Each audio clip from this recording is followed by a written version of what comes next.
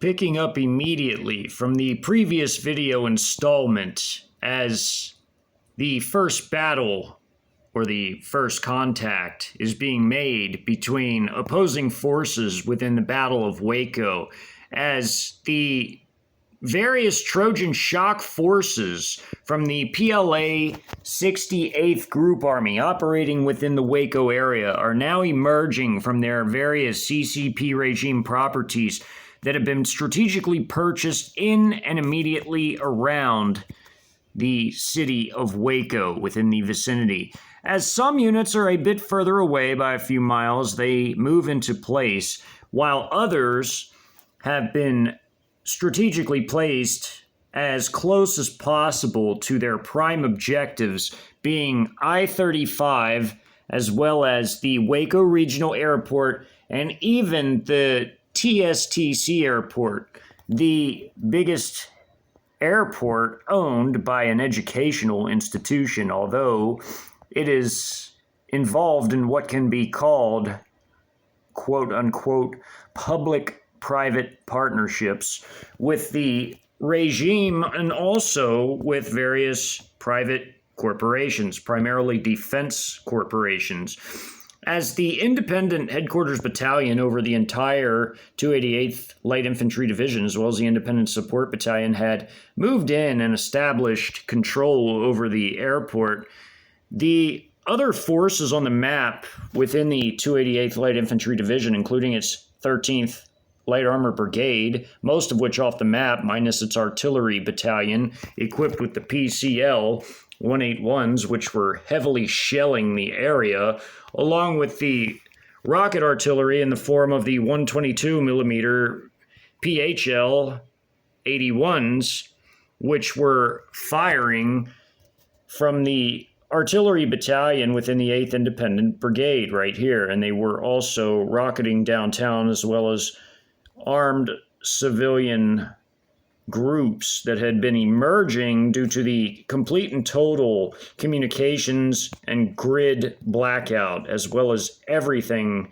pertaining to satellites, as America was completely left in the dark in the very most literal sense in the middle of the night on October the 4th. 25 minutes into the invasion, a light mechanized infantry battalion of the 14th Light Infantry Regiment, one of the regiments of the 288th Light Infantry Division, as it was comprised of its 2 light infantry regiments, its light armor brigade, as well as its independent support battalion and its independent headquarters battalion over the entire division.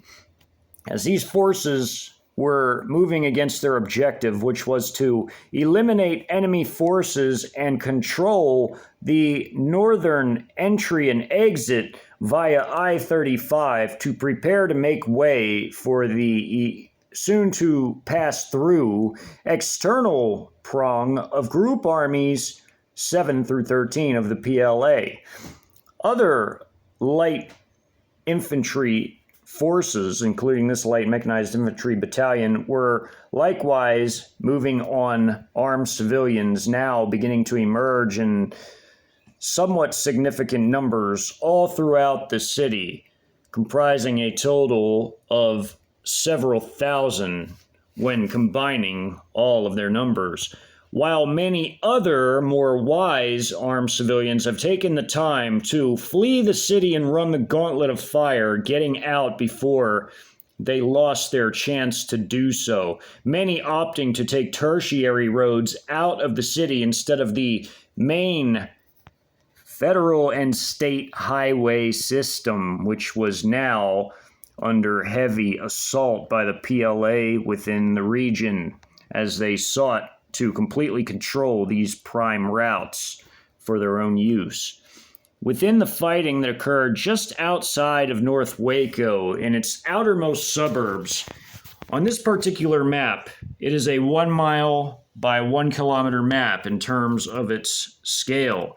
This is I-35 as a railroad bridge where a railroad passes beneath it and moves through the area.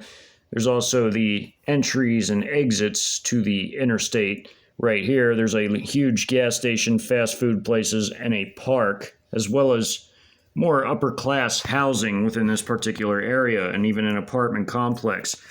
As armed civilians, ranging from families that had all of their firearms on them, as this was Texas and many people are armed, were moving up the roads, as well as mutual support defense type groups of civilians, and also preppers and those types of personnel were moving up the roads to get out of the city, with some not making it very far, as loitering munitions in the form of CH-901As had been fired by the Independent Headquarters Battalion of the entire 288th Light Infantry Division, firing them from their dedicated combat drone section the short distance to support their forces operating in this particular battle space, as well as firing another volley to assist their forces elsewhere as well.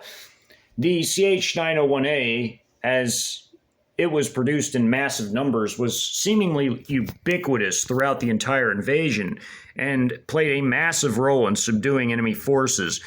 In lieu of strike aircraft, armed combat drones such as the Wing-Loong 2s were deployed in moderate numbers to this particular battle space, this 15 by 15 mile total area, as the Wing-Loong 2 was capable of carrying 12 air-to-ground missiles, primarily HJ-10 anti-tank missiles, or CM-502KGs, which were dual anti-ship, anti-tank missile systems, which are very potent and destructive weapons like the HJ-10. The CH-4A was a high-altitude recon drone, although it was armed, and it could carry also the HJ-10 anti-tank missile, which was a very long-range anti-tank missile with a 6.2 mile range and was very destructive, or the laser-guided AR-2 armor-piercing missile. And it could carry actually 16, which was 4 more than the Wing-Loong 2 combat drones could carry. Although there were 5 Wing-Loong 2s operating in the area and 2 CH-4As, as well as an unarmed high-altitude WZ-7 reconnaissance drone for the high-altitude ISR assets of these forces on the ground. These forces were equipped with the ZBL, or also can be called ZBD-08, infantry fighting vehicles and armor personnel carrier versions. This being an 8-wheeled combat vehicle instead of a tracked vehicle. These were wheeled vehicles, and this was the IFV version with its Gatling 35mm autocannon, an extremely destructive weapon with armor-piercing HE rounds, as well as a rail-mounted HJ-73C anti-tank missile, which was a very destructive missile, although it didn't have as long of a range as other Chinese anti-tank missiles did, although it was still highly destructive, but it did have an over 1 mile range. In this particular animation, a squad had dismounted of light infantry troops, and they are taking fire and returning fire against armed American civilians, firing their AKM platform rifles. It's like a AKM, which is basically like a AK-47, to put it in layman's terms. Another firing from the rubble over here with a CH-901A loitering munition coming in for the kill. Squad level quadcopter recon drone. They dismounted out the back of their vehicle. There's a Type 69 rocket-propelled grenade round being fired over here, as well as their QBZ-95 rifles. Also, a light machine gunner, of course, every squad would have, with a QJB-201 light machine gun, which had a high rate of fire. It is a 5.8 by 42 millimeter cartridge. As the artillery completely rained down devastation upon the city, the forces in this particular part of town were causing havoc of their own with their highly destructive and potent infantry fighting vehicles and heavy machine gun mounted ZBL-08 armor personnel carrier versions with their W-85 12.7 millimeter heavy machine guns. This was an entire company element moving in a single file column down this road right here, with their weapons staggered so they can watch all sides of the road and give themselves a 360 degree security perimeter.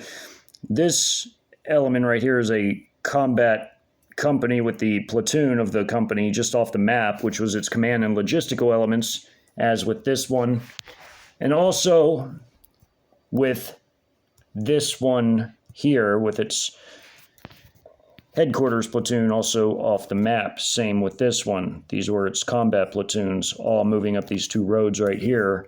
All vehicles pictured minus one in the back here, moving through this particular area. They're already taking fire from these armed civilians on this side of the street here, but they're returning a heavy volume of fire, shredding through the home and hitting these armed civilians, as well as a CH-901A with its fragmentation warhead, as they could either be armed with fragmentation, HE, or heat warheads. As the heat warheads were excellent against tanks and heavy armored vehicles, the fragmentation warheads were to produce the maximum volume of shrapnel against light vehicles or personnel targets. And essentially, all they were fighting within this particular area at this time were armed civilian elements within civilian vehicles.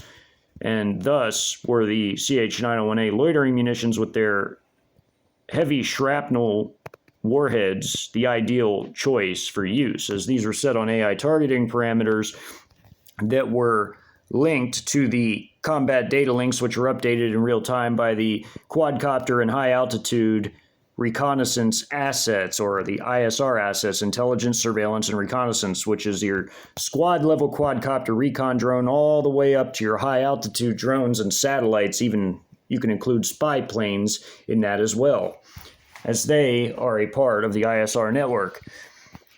They were operating in some areas, but not in this particular area as it pertains to spy planes. As some of the platoons have been dismounted, there had been one dismounted infantry platoon right here with its 5 squads, and another dismounted platoon right here with its 5 squads, and yet another dismounted platoon. And they were all moving through the area, including this double column formation moving behind these houses right here, with many of the squads still mounted up in their vehicles to act as a sort of reserve force if needed.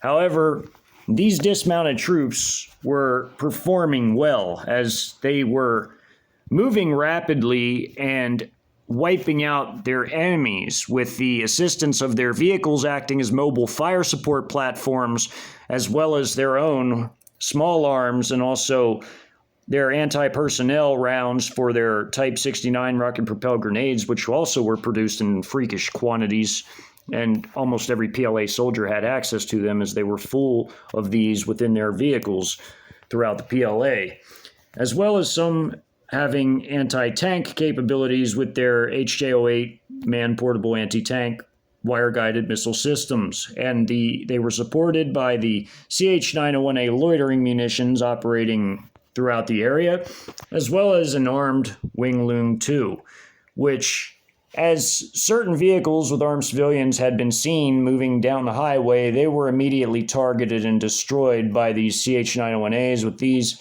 turning around and hitting this group of armed civilians hiding and running through this area right here. Some were hiding in the woods, and they were spotted by quadcopter reconnaissance assets as well as the higher altitude assets, and they were hit by the CH-901As on AI targeting mode. This vehicle was basically speeding up the highway, but it was hit, caught up to by the loitering munition, and destroyed. As in the beginning phases of this operation, the armed civilians were putting up ample resistance. I mean, these areas had been thoroughly fired at by everything from small arms to rocket-propelled grenade rounds, barrel-fired, tube-fired grenades, 35 millimeter from beneath the QBZ-95 rifles as well, and also hand grenades as these forces moved through the area. As this operation had a rapid tempo, as in the tempo of the operations being quick moving, these forces did not always take the time to clear the buildings. Sometimes they would just completely shred them up with heavy volumes of fire before advancing to make contact with the enemy. As they were advancing on this particular park right here, with this squad moving up and firing upon them as these loitering munitions came down and wiped them out as well, before then moving to outflank these forces that had been firing also over the tracks at these vehicles, with these vehicles returning heavy fire, not just into this group right here and right here by the basketball courts and behind it in this little wooded area, but also putting heavy volumes of fire on these dugouts at the baseball diamonds, because these were a little bit into the ground. They could lay down and take cover in it and return fire every so often, which they did. And there would be a few PLA casualties in this. It wasn't all completely smooth sailing, although the biggest drawback for these armed civilians operating in this area is there were 400 between the main part of the battle here and a little bit more of the fighting off map to the south. Combined, there were 400. The civilians were not at all able to communicate or coordinate over a long distance, and everything had to be done word of mouth within earshot because their communications had been jammed by electronic warfare assets that had a wide-reaching radius and reached as far north as Waco and as far south as Austin. And they were blanketing the Fort Hood area with their targeted electromagnetic jamming weaponry, which could pinpoint the origin of radio and radar signals and jam accordingly. And it was also being utilized within this area as well, as any of these prepper groups or others, militia types that had handheld radio sets, were being interfered with and could not adequately communicate due to this. So they had to communicate within word of mouth, within earshot, within walking distance, within running distance. That's how they had to spread their messages. And they had a hell of a time trying to organize an adequate response. And everybody was basically, it was pure pandemonium as everybody was taking fire and huge groups were being cut down at a time, as these guys had superior firepower. I mean, it has to be understood that a Gatling 35 millimeter autocannon with HE armor-piercing ammunition is going to completely shred these armed civilians to pieces, and it's going to blast into these dugouts, which it did, as well as supporting their advancing troops here as they coordinated everything through ISR capabilities, and their AI network allowed for them to conduct extremely safe combat maneuvers that didn't pose any danger to their own troops, as all the weapons and their capabilities were crunched and calculated by the AI, including blast radius, distances, and everything like that. And it was done within milliseconds so that in seconds they could receive answers and guidance on how to deploy their weapons and how best to deploy their troops as far as their movements and all of that. They received excellent guidance from their artificial intelligence. It helped them tremendously in conducting these combat operations, whereas these guys are in the Stone Age. They didn't have a clue what was going on and what to really do about it. You know, some of them had heart, but these guys were basically, in the dark. I mean, these guys were confused. It was pandemonium. They're taking fire. They don't know where the enemy is, where they're necessarily coming from at all times. They have no idea what's really going on, and they can be seen, and anything that can be seen on the modern battlefield can be annihilated. It's that easy. So they're being seen by this outstanding ISR network that China has. And all of this is real. I mean, this is very destructive stuff. And these guys are firing everything from rocket-propelled grenades and tube-fired grenades and throwing hand grenades to firing anti-tank missiles like their wire-guided HJ-08s, which can cause a lot of damage. And their CH-901As are extremely destructive. Their combat drone is firing missiles in the form of HJ-10 anti-tank missiles at these vehicles as they turn onto this road. This one has already been shredded up by fire coming from these vehicles beginning to turn on this road and move up the street parallel to their troops that are moving slightly ahead on Molotov duty to ensure that there's no ambushes against their vehicles, while their vehicles sit a little bit further back and act as a mobile fire support platform for their advancing troops, mutually supporting. This is all basic tactical stuff. Now, this is how they're doing it. These CH-901As came in and hit these guys in the parking lot while these troops are hugging up against this home and firing from behind the corners at these guys. Same as these guys move into the area here. After all these guys have been wiped out and running over here, the survivors running over here, they've all been cut down by this point. They too have been hit by loitering munitions, such as here, and ground-based fire being extremely intense. As up here, the troops that outflanked these forces here caused them to run and get cut down as a result. Even as they were returning fire through this wooded area right here, they were completely cut down. With the quadcopter recon assets that each and every squad leader possessed, it could see everything through infrared and also night vision, unless they were within coniferous piney areas and they weren't moving. But these guys were moving through a thinly wooded area and they were spotted, and thus they were cut down quickly. As these troops held their position here, watching this area, their vehicles then began to move around and they paused here. Now they were in full control of this route and could watch all the way down this area right here. And they could now begin to lay down heavy volumes of fire as these guys began to run around the corner after they were taking fire this way from the troops that advanced over this way after destroying all these forces, and were also firing on these guys at the same time these guys came around. L-vectored fire, classic L-shape vectoring of fire, caused them to retreat and get annihilated. As these guys ran around the building for cover, the vehicles were approaching and cut them down, along with loitering munitions. It was all textbook tactical movements. As these vehicles, there were 3 vehicles that went this way, as opposed to the 4 that went this way and got destroyed, minus this one that was already shot up badly by the lead infantry fighting vehicle, with this one taking a little bit of shrapnel and being fired at as it hurried down the road. These houses were being impacted horribly by all of the combat. These were being shredded up horribly.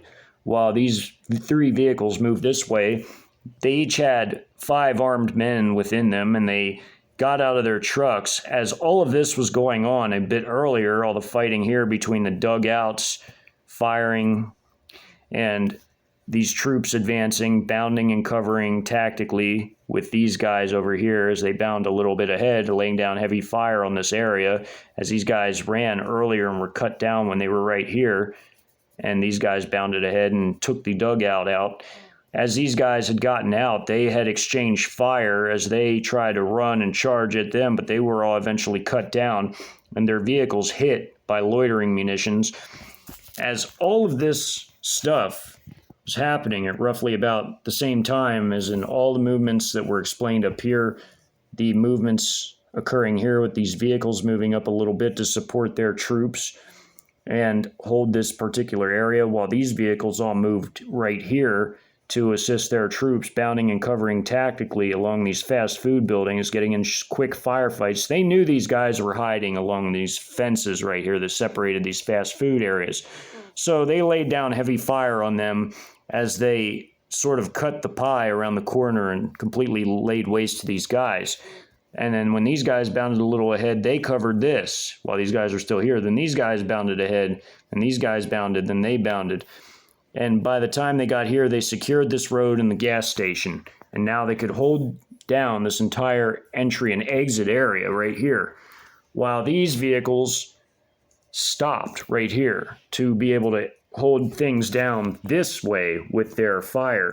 Now, these people here were trapped within this particular city block. These guys had already been KIA'd as these vehicles rolled up here. These guys tried to ambush them, but they had been spotted first and they'd been wiped out. While all of that was going on, you had these troops, as they were handling this business over here with these personnel at the fast food area, you had these troops moving up as their vehicles took position on this road. They just cleared these houses and were moving through, clearing all these houses, while this squad right here that just cleared this house took position aside each house that was being cleared so that they can watch this side of the street. And this vehicle platoon right here had rolled up here while these guys were crossing a little bit ahead. And then they rolled up by the time their guys were right here. And as they were starting to take fire from some of these guys, they had returned heavy fire, causing them to retreat. And as that was going on, these guys had already cleared these houses. And these guys had moved up here while they were clearing this house and this house and this house after they cleared this house and moved to this one while the squad moved here. They did this so they can hold position outside the houses being cleared to protect their guys inside the houses, so when they emerged, they wouldn't get completely shredded up, while their vehicles were right here to block any enemy fire coming from over here. And they were laying down heavy fire on this apartment complex. They knew there were enemy personnel in there because already they had spotted them on the roofs when their AI targeting set. Loitering munitions had already come in and hit the guys on the roof and completely shredded them up and ripped the roofs up, along with the personnel that had been on the roofs attempting to either Molotov the vehicles or fire down at them or even see what was going on so they could spread messages to other personnel that were within these buildings here.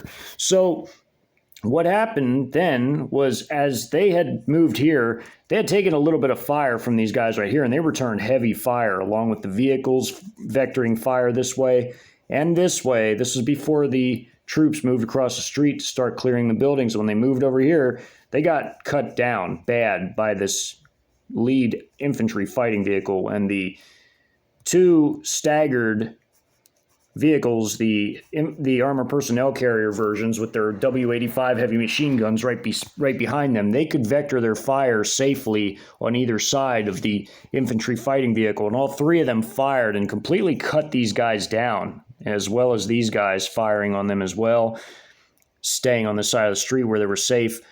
And as these vehicles early on in the fighting had crossed, when these vehicles were still here, they had gotten shredded up by the infantry fighting vehicles and armor personnel carriers. These trucks are completely annihilated, and they were essentially they rolled up to the wreckage, this column of vehicles, and held their position while they laid down enormous firepower on these buildings right here. While their troops then, after all these guys have been KIA'd that were right here, as their troops then bounded and held position here and cleared this house, while the other vehicles had been right here, and these houses were being cleared as this squad that cleared this house moved up here alongside this house while it was being cleared by this squad that cleared this house, moving through there. As they went in, cleared this house, moved across the way, cleared this house, then held their position here as they finished that, and they held their position here, while this other squad had moved through here and cleared these houses here, and then they ended up right here holding their position. As again, all these guys had secured this entire area by this point. They had completely outflanked and destroyed the enemy within the park, within the fast food and gas station area, and within these city blocks here. This was the last block within this particular battle space to fall to the PLA, as the troops had moved and began to clear these houses as their other troops held position here, moving over here to this corner with this squad clearing this house and moving here, this squad moving across the way to sit on the outside of this house as this squad cleared it and moved out here. And this squad that cleared this house moved to this corner, as all three squads were laying down heavy fire along with their vehicle-based fire coming in. And this squad moving through and clearing these houses before moving out here and getting in ready in position, with this squad coming out of the garage while these squads are laying down covering fire, with this squad moving first into this building, with this squad moving next, holding position here, laying down fire while this squad bounded into this building now to clear this building that had about 20 enemies inside of it, with this squad moving last, and then this squad moving on the outside of the buildings, as was done when clearing these city blocks here. And these buildings weren't even bothered with because they had been completely shredded up with heavy volumes of fire, a loitering munitions strike right here that wiped all these guys out. They knew there was nobody armed or any threats inside of here because their ISR assets had monitored the entire battlefield, and they knew that these were the only enemy personnel in the area. Anybody else was hiding or shaking in fear as their homes had been completely ripped up by all the heavy volumes of fire. And these were only 4 of the 8 companies that comprised the battalion. The other 4 different companies were off the map, including the anti-tank company armed with the WZ-550 4-wheeled anti-tank vehicles that had 4 HJ-09 anti-tank missile pods apiece, and there were about 20 of them, and comprising their combat platoons of their anti-tank company. It was also the headquarters company, which was the logistical and command elements and over the battalion, and then there was the 2 other mechanized infantry companies that were conducting the same exact operations just to the direct south of this particular 1 mile by 1 kilometer area, as they were securing other portions that were adjacent to I-35, where armed civilians had been spotted congregating. That was the whole point of this particular instance of combat.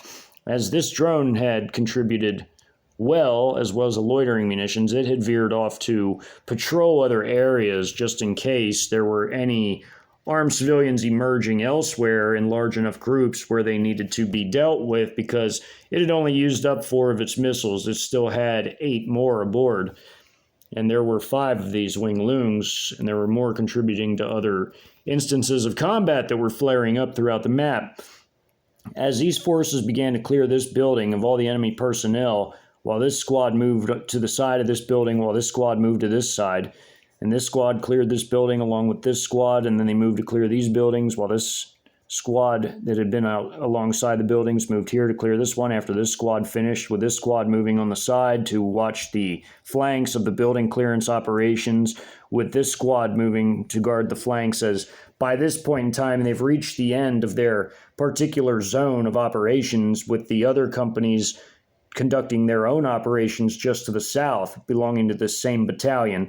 While they held this corner and all these corners, they now controlled the highway, as their ISR assets were, patrolling the whole general area as well as the higher altitude ones. There was no enemy forces on the other side of this highway, so they had controlled it. If there had been, these forces would have continued moving. They would have all gone under this bridge, and the rail bridge, as far as if they wanted to send their dismounts through that way.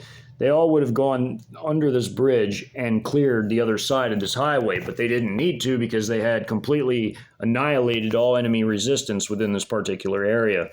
As they had secured this block, these houses had taken heavy damage, as had these, and also other buildings over here, as these buildings had been heavily fired upon, these large houses right here, and this one with the swimming pool and the pool house and all that.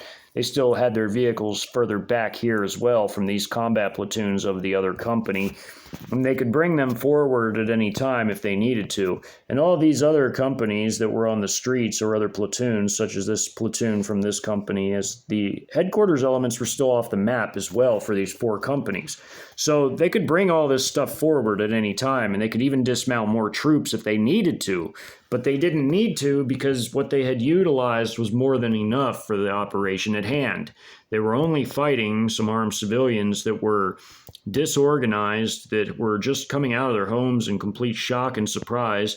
They didn't have a large battle plan. They had no actionable intel. They didn't have any real coordination. They were relatively easy to put down as a result. And they didn't have any anti-armor weapons that could really take on their infantry fighting vehicles or their armor personnel carriers, their wheel-based ZBL-08s. They had nothing really. I mean, they couldn't do a whole lot. I mean, they had some small arms and they had some heart. They had the will to fight back, but that was about it. These guys had far heavier weapons. They had total ISR dominance. They had artillery support if they really needed it. They could have called in for their own artillery to fire in the form of their PCL 181 155 millimeter truck-mounted howitzers. They could have called on them from the 13th Light Armor Brigade's artillery battalion, which could have fired easily over here to support them. And they were already busy. They're comprising batteries, that the firing batteries that comprise them of their 40 different howitzers. They had 8 apiece. They were already firing on these armed civilians over here and down here. I mean, but they could have called them at any time. But this battle was over relatively fast. They had captured the highway relatively quickly. And they now, as a result, controlled I-35 as far as an entry and exit point from the city, as far as a major route from its north, from the city's north. So they controlled one of the main entries and exits to the city as far as the main road system from the north. And its other battalion, its other light mechanized infantry battalion, was assaulting other armed civilian groups that were now emerging in northern Waco from the 14th Light Infantry Regiment. It had its air defense battalion standing by with its HQ-7Bs, which were wheeled-based anti-air missiles, and they also had its headquarters company and its support company that were not part of any of these battalions, but they were just like the independent companies over the entire 14th Light Infantry Regiment. And then, of course, there was the 3rd Light Infantry Regiment that its elements were already busy crushing armed civilians that were rising up, and the artillery from the 13th Light Armor Brigade was already supporting these operations, as the mechanized infantry over here had destroyed on a flank clearing operation this group of armed civilians before moving on to this group rapidly. Again, this fight was over relatively quickly. It was over in a matter of minutes as these forces rapidly smashed into them and seized control of the highway system. I mean, it was over in less than 30 minutes total. So the operations over here were going just as smooth. As these guys popped up, as soon as they were seen, they were dealt with rapidly by heavy artillery fire as the 155 millimeter howitzer shells from the CCP regime property firing points were coming in and smashing the hell out of them, along with the wheeled infantry fighting vehicles and armored personnel carriers rolling in, dismounting troops, as well as using their vehicles the same way that these forces had used theirs. Mobile fire support platforms, along with more CH-901As fired from a TEL-like system, which can fire 48 at a time over here to support these forces every bit as much as they did these forces in this particular area as well, from the 288th Light Infantry's Division's Independent Headquarters Battalion over the entire division. There were the other mechanized infantry battalion of the 3rd dealing with these armed civilians here before they moved into this particular area next. As the next particular battle within this sub-series of the nationwide invasion documentary in the South Central Invasion Sector, we will explore the battle that took place in North Waco, as the battle in the outer suburbs had concluded with a PLA victory rapidly, with them seizing this segment of I-35 in and out of the city in its north, with other portions of the interstate to rapidly fall under their control as well. As by now, after the first 25 minutes had elapsed and all of these forces were moving around on the map, getting into their positions and getting into their first battles in some cases, such as what occurred here and even here and here, the American military forces of the mixed military elements that were trying to make contact with the 143rd, now trapped in downtown as it was under a heavy artillery barrage from the different artillery forces, primarily the rocket artillery of the 8th Independent Brigade firing its 122 millimeter PHL 81 rocket projectors at them, as well as the 152 millimeter towed howitzers of the 38th Infantry Brigade firing their heavy munitions at downtown as well as other areas. These forces, highly embattled, were now almost essentially trapped and cut off as the armored battalions en route had surrounded, along with a mechanized infantry battalion, these armed civilians before crushing them by the highway as they moved to establish a battle line, a line of contact with the elements of the 143rd, as they had armed civilians with them as well.